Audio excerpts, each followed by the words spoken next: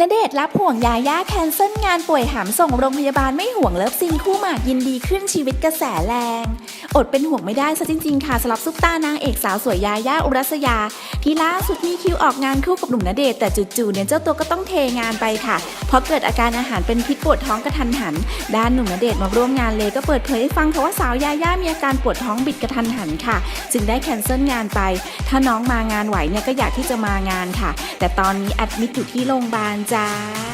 มีการพูดคุยกับสาวยาย่าค่ะแต่ยังไม่ทราบรายละเอียดอะไรมากนักต้องให้คุณหมอดูอาการอีกทีนึงค่ะแต่ไม่น่าถึงขั้นต้องผ่าตัดค่ะเพราะอาการเนี่ยเหมือนแค่อาหารเป็นพิษธรรมดาจ้า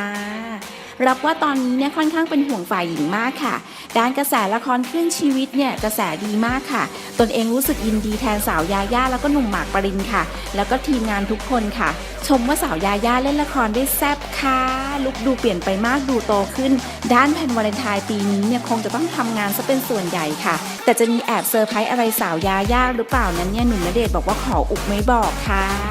ส่วนภาพสาวยาย่าใส่ชุดว่ายน้ำอวดหุ่นแซ่บที่ต่างประเทศนั้นเนี่ยเจ้าตัวบอกว่าได้เห็นรูปบ้างแล้วค่ะแต่ไม่รู้สึกห่วงอะไรมากมายค่ะเพราะเชื่อว่าฝ่ายหญิงดูแลตัวเองได้และสำหรับฉากเลิฟซีนหวานๆที่สาวยาย่าเล่นประกบคู่กับหนุ่มหมากในละครขึ้นชีวิตนั้นบอกเลยค่ะว่าเข้าใจค่ะว่าเป็นการทำงานเพราะทุกคนอยากให้งานออกมาดีไม่ได้รู้สึกหึงหวงจ้าและไม่มีโทรสายตรงขออนุญาตจากหนุ่มหมากด้วยจ้ายืนยันว่าไม่มีปัญหาอะไรกันอย่างแน่นอนค่ะเราไปฟังเสียงสัมภาษณ์จากหนุ่มณเดชน์พูดถึงเรื่องนี้กันเลยดีกว่าจ้า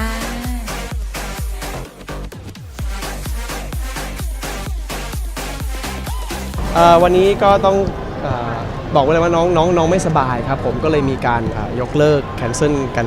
กลางวันอะไรเงี้ยครับผมก็ต้องขออภัยด้วยนะน้องจริงๆถ้าน้องมาไหวน้องก็คงอยากมาแหละครับเท่าที่ได้ทราบมาแบบเหมือนปวดท้องปวดบิดอะครับประมาณปวดบิดแล้วก็เหมือนกับลุกไม่ไหวอะไรเงี้ยครับอยู่โรงพยาบาลครับตอนนี้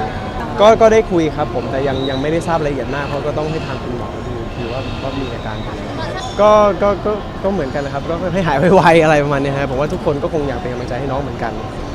ไม่หนักครับไม่น่าจะหนักแบบถึงขนาดแบบต้องผ่าตัดอะไรนี้อาจจะไม่ขนาดนั้นแต่ว่า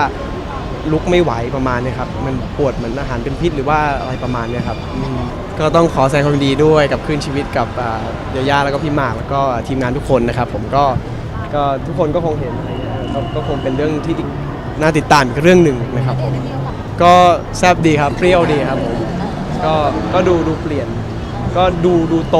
ทั้งพี่เต้ยก็โตนะก็ถือว่าเปลี่ยนอะไรเงี้ยครับผมใช่ในไทยนี้ไปไหนดีคะทำงานครับผมใช่ฮะงานเข้าตลอดไม่หรอกครับเดี๋ยวดูอีกทีว่ายังไงครับก็เดี๋ยวว่ากันอีกทีครับ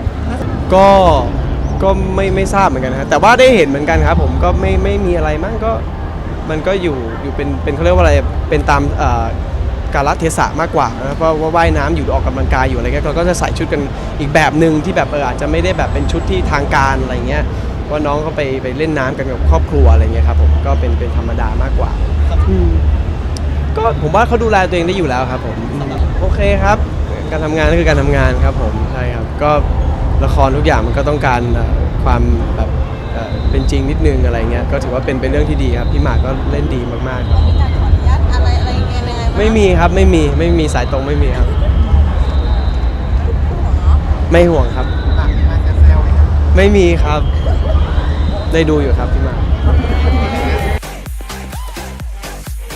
แกแหมถึงจะเล่นละครคู่กันหวานหยาดเยิ้มกันยังไงเนี่ยงานนี้เนี่ยหนุ่มณเดชน์ออกมาบอกแล้วล่ะค่ะว่าไม่มีหึงหวงกันอย่างแน่นอนค่ะสำหรับแฟนๆรายการคุยข่าวบันเทิงคนไหนที่อยากให้ส้มซ่าไปตามติดข่าวฮอตประเด็นเด็ดของศิลปินดาราที่คุณผู้ชมชื่นชอบก็สามารถคอมเมนต์มาได้ที่ด้านล่างค่ะรับรองว่าส้มซ่าจะไปตามติดทุกประเด็นข่าวฮอตให้คุณผู้ชมได้อัปเดตกันอย่างแน่นอนจ้ะสำหรับวันนี้ส้มซ่าบ๊ายบายไปก่อนค่ะแล้วเจอกันใหม่นะคะ